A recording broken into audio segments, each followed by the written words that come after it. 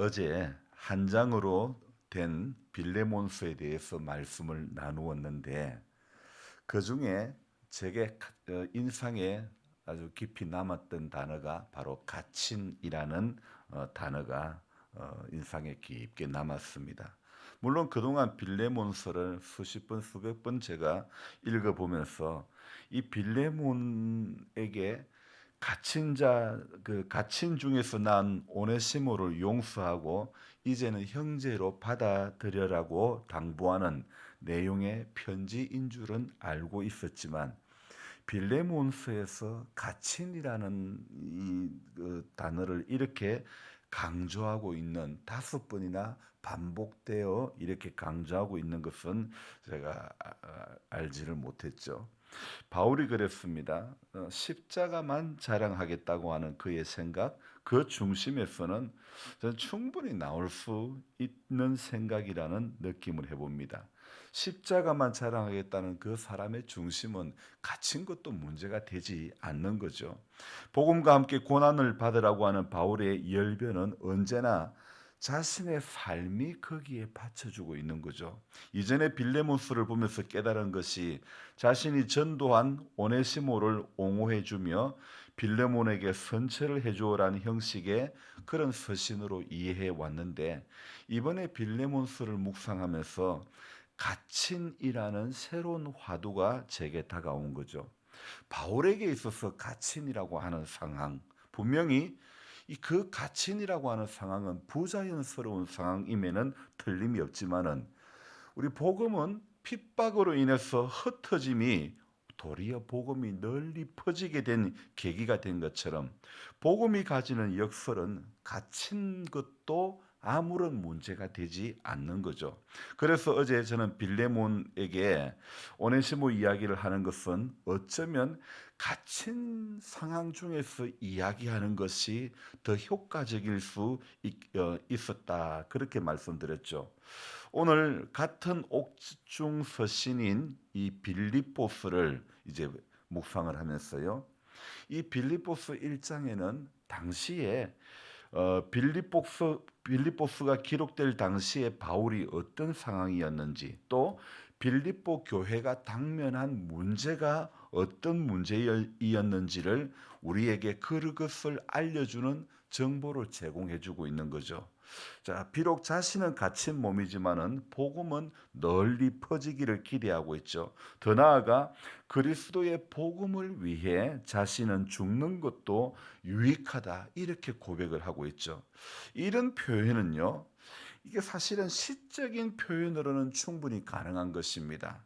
그러니까 우리 김소울 님의 그 진달래꽃 같은 경우에 나보기가 역겨워 가실 때에는 말없이 고이 보내드리리다. 이 시는요. 특징이 뭐냐면 반어가 있다는 겁니다. 사실과 반대적인 표현을 하는 걸 반어라고 하는데요. 그러니까 죽어도 아니 눈물 흘리리이다. 그 말은 무엇입니까? 가면 눈물 흘릴 수밖에 없다는 그런 상황 아닙니까? 그러니까 반어법으로 유명한 그런 작품이 바로 이 시인데요. 교과서에도 자주 실리고 대학 입시에도 자주 등장하는 그런 작품이죠. 죽어도 눈물 안 흘릴 수가 없는 거죠.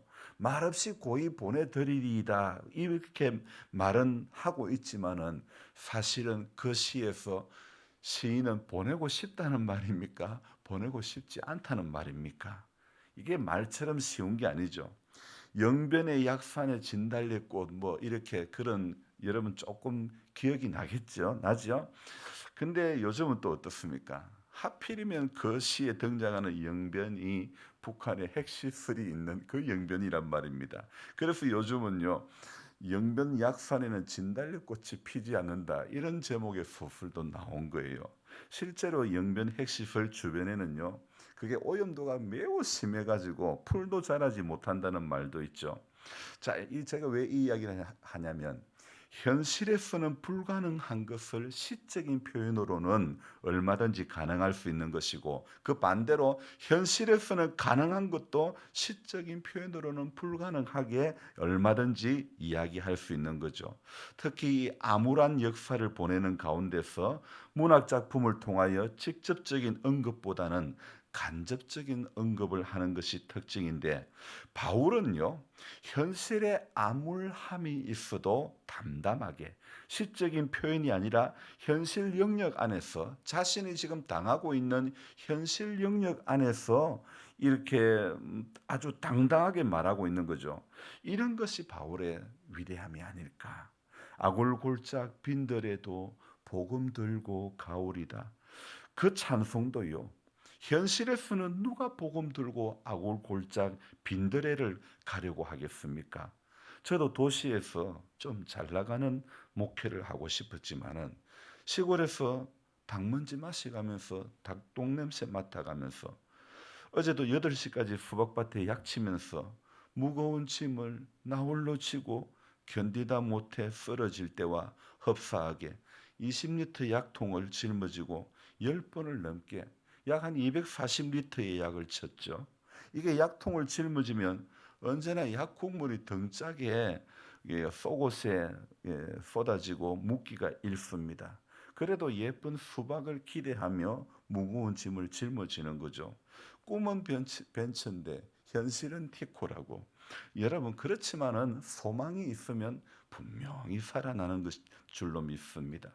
바울은 오늘 뭐라고 말합니까? 나의 간절한 기대와 소망을 따라 아무 일에든지 부끄럽지 아니하고 지금도 전과 같이 온전히 담대하여 살든지 죽든지 내 몸에서 그리스도가 존귀하게 되게 하려 하나니, 이는 내게 사는 것이 그리스도니 죽는 것도 유익함이라.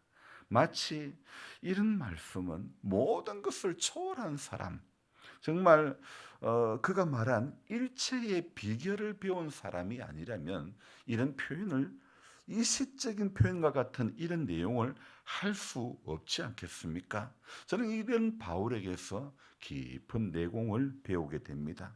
그리스도를 위하여 자신은 죽어도 좋다는, 이 죽어도 유익하다는 바울의 이 말, 나는 과연 할 수 있을까? 아니, 지금 하고 있는가? 바울은 12절에서 이렇게 말하고 있죠.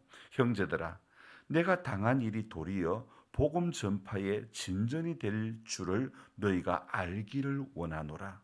여기에서 바울이 당한 일이 무엇입니까? 13절에서 유추해 볼 수 있는데 무엇입니까? 13절에 바울이 당한 일이 있습니다. 이러므로 나의 매임이 그리스도 안에서 모든 시일의 안과 그 밖의 모든 사람에게 나타났으니, 바울의 매임이라는 것은 바로 바울의 수감, 이 바울의 수감으로 말미암아 로마의 복음이 전해지게 된 거죠. 이러므로 나의 매임이 그리스도 안에서라고 번역이 되어 있는데, 이 매임이라고, 사실 이 말씀은요, 그리스도를 위한 나의 매임이라고 해석을 해도 좋을 것 같습니다. 또 14절에도 반복되는 말이 있죠. 14절 말씀에도 형제 중 다수가 나의 매임으로 말미암아 주 안에서 신뢰함으로 겁없이 하나님의 말씀을 더욱 담대하게 전하게 되었느니라. 무엇요? 14절에도 또 반복되는 단어가 매임이라는 단어라는 거죠. 자, 그러니까 12절에 내가 당한 일도 매임이라는 것이고, 13절의 매임, 14절의 매임, 어제 빌레몬서에서 갇힌이라는 단어가 여러 번 반복이 되었다면, 오늘 이 빌립보서에서는 매임이라는 단어로 이렇게 바울은 반복해서 이야기하고 있죠. 자, 그리스도를 전파하다가 투옥이 됐는데, 실은 이 투옥은요, 이 수감은 의도된 수감이라는 것입니다.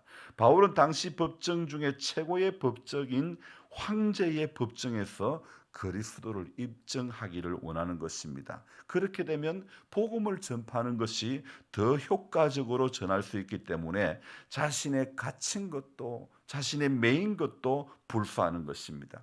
예수 그리스도의 복음을 받아들이고 은혜를 받아 목사가 되어 지금까지 살아오면서 바울은요, 정말 제게 우상 같은 존재, 모델과 같은 그런 존재였죠. 그런데 제가 모델 삼은 사람에게는 있는데 제게는 없는 것이, 아니 있어도 너무 부족한 것이 바로 이 부분인 것 같습니다.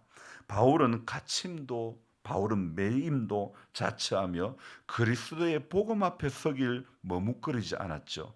그래서 그는 이렇게 말합니다. 내가 그리스도와 함께 십자가에 못 박혔나니 그런즉 이제 내가 산 것이 아니요 오직 내 안에 예수께서 사신 것이라. 복음성과 가사로는 고백이 되는데 실제 삶으로는 아직도 내 안에 사는 것은 옛사람이 엄연히 자리를 매김하고 있다는 겁니다. 그래서 바울의 매임은요, 이 바울이 지금 오늘 빌립보서에서 이야기하고 있는 매임은 13절, 14절에 그치지 않고요, 17절에도 매임이라는 단어는 등장합니다.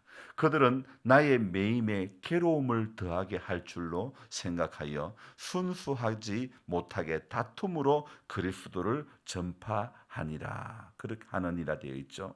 자, 빌립보 이 왜 다툼이란 단어가 등장합니까?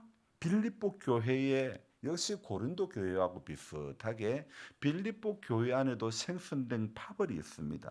그래서 순수하게 전파되어져야 할 복음이 시기하며 질투하며 전하니까 바울의 입장에서 보면 괴로움이 가중되는 것이죠.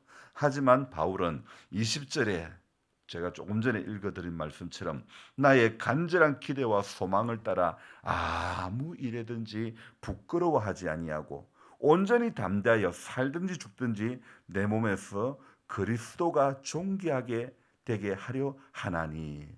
자, 오늘 바울은 나의 간절한 기대와 소망을 따라 이래 이야기를 하는데, 사실 여러분 한번 생각해 봅시다. 투옥된 사람에게 간절한 소망은 무엇입니까? 해방되는 것, 감옥에서 벗어나는 것, 석방되는 거 아닙니까? 당시 죄인은요, 아무 인권도 없었던 시절인데 바울은 자신은 멸시천대를 받아도 오직 자신을 통하여 그리스도만 존귀하게 되는 것이 바로 그의 간절한 소망이다. 그렇게 이야기하고 있죠. 비록 자신이 갇힌이건, 비록 자신이 매임이건, 비록 자신이 죄수이건 자유인이건, 로마 시민권자이든 아니든 자신을 통하여 그리스도만 높임을 받으면 된다고 그렇게 고백하고 있죠. 메인 몸이지만은 그 메인 몸으로 남아 주님을 영화롭게만 할 수 있다면 그것만큼 자신은 영화로운 게 없다, 좋은 게 없다. 그런 고백 아닙니까? 바울의 마음에는요, 그러니까 갇혀 있으나 매여 있으나 자유인이나 뭐 어쨌든 바울의 마음에는 뭐밖에 없습니까? 온통 그리스도밖에 없습니다. 그가 배운 모든 지식도 나 그거 전부 배설물이다. 그렇게 이야기합니다. 저는 오늘 이 빌립보서를 묵상을 하면서 제 안에 정말 부끄럽구나. 지금 내 마음에는 바울처럼 그리스도의 복음으로 가득한가? 죄송하게도 주님, 제가 지금 제 눈앞에 보이는 거는 온통 수박밖에 안 보이네요. 바둑 둘 때는 눈 감아도 바둑판이 보이고, 장기 배울 때는 눈 감아도 장기판만 보이고, 시골 목사에게 보이는 것이 온통 수박이 보이는 거예요.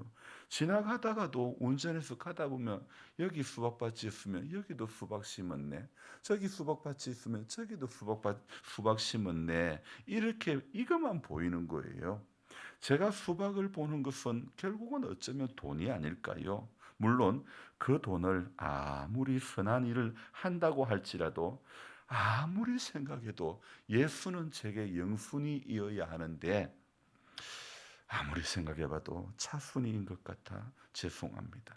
하지만 지금 복음을 가진 목사가, 지금 복음을 가진 성도가 이 땅에서 어떤 몸부림을 치는가가 중요하다고 생각합니다.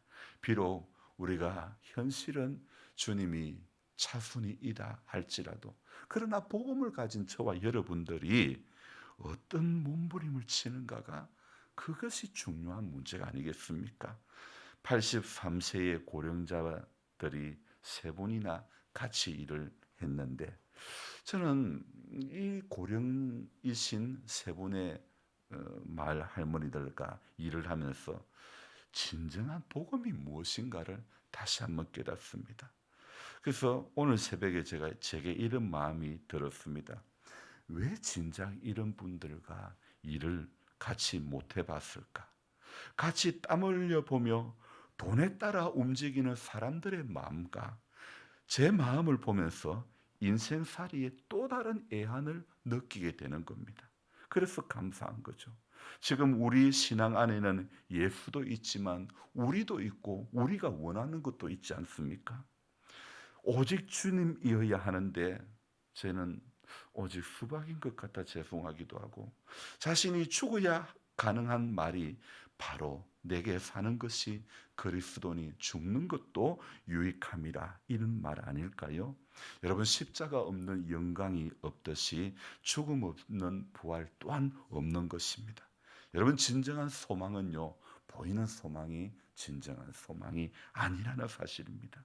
우리의 소망은 보이는 어떤 것에 있는 것이 아니라는 겁니다. 세상은 돈에 따라 움직이고 돈에 의해서, 저도 여러분들도 다 돈에 의해서 움직이기 쉬운 인생들이지만은, 그러나 우리는 결국은 우리가 이 땅에서 몸부림치는 것은 보이는 소망은 헛것이라는 거예요. 보이는 것은 진정한 소망이 될 수 없음을 오늘도 기억해야 되는 겁니다. 그래서 보이지 않는 그것을 오늘도 붙잡으려고 이 새벽에 기도하는 겁니다. 29절에 뭐라고 되어 있습니까? 같이 읽습니다. 그리스도를 위하여 너희에게 은혜를 주신 것은 다만 그를 믿을 뿐만 아니라 또한 그를 위하여 고난도 받게 하려 하심이라. 아멘. 30절도요. 너희에게도 그와 같은 싸움이 있으니 너희가 내 안에서 본 바요 이제도 내 안에서 듣는 바니라. 우리도 그와 같은 바울이 싸웠던 그런 싸움이 우리 안에도 있다는 것을 기억해야 되는 것입니다. 그리스도를 위하여 너희에게 은혜를 주신 것은 다만 그를 믿을 뿐 아니요 또한 그를 위하여 고난도 받는 것, 그것을 우리가 오늘도 감당해야 할 몫인 줄로 믿습니다. 그래서 이날 하루도 주님의 십자가 없는 영광은 결코 없다는 것을 기억하며 우리 앞에 보이는 것을 따라가는 것이 아니라 오늘 우리 앞에 주시는 마음을 따라 오늘도 묵묵히, 현실은 주님이 차순이고 그럴다 할지라도, 그러나 주님을 영순위로 모시기까지 우리의 마음의 중심을 오늘도 주님 앞에 토할 수 있는 우리 모두가 되기를 소망해야 될 줄 믿습니다. 백성들아 시시로 마음을 토하라. 주님 앞에 오늘도 토로하는 그 심정으로 이 하루도 살아가시기를 주님의 이름으로 부탁드립니다. 기도합니다. 고마우신 하나님, 우리가 예수를 믿으며 세상을 살아가고 있지만은 지금 우리의 신앙 안에는 예수님도 있지만은 우리도 있고 우리가 원하는 바도 있습니다. 주님, 우리가 붙들려야 할 것은 오직 예수입니다. 하지만 우리는 예수님을 영순위로 해서 살지 못하고 예수님이 차순위일 때가 너무너무 많고 오직 주님이어야 되는데 우리는 오직 주님이 아닐 때가 너무 많습니다. 주님을 향한 예배자로서 한 우물을 파야 될 우리들이, 한 마음이 되어야 될 우리들이 두 마음, 세 마음, 네 마음이 될 때가 얼마나 많은지 모릅니다. 주님, 우리를 오늘도 불쌍히 여겨주시고 우리가 이 땅에 살아가면서 정말 바울이 이 빌립보 교회를 향해서 전가하는 이 메시지 가운데 정말 자신이 죽어야만 가능한 말들, 아니 빌립보 교회뿐만 아니라 옥중에서 에베소 교회, 골로새 교회를 향한 그 편지 속에서도 수도 없이 바울은 자신의 갇힘을 이야기하고 매임을 이야기하고, 그러나 그 부자연스러운 상황도 복음을 가진 그에게는 아무런 문제가 되지 않았음을 우리는 어제 오늘 살펴보았습니다.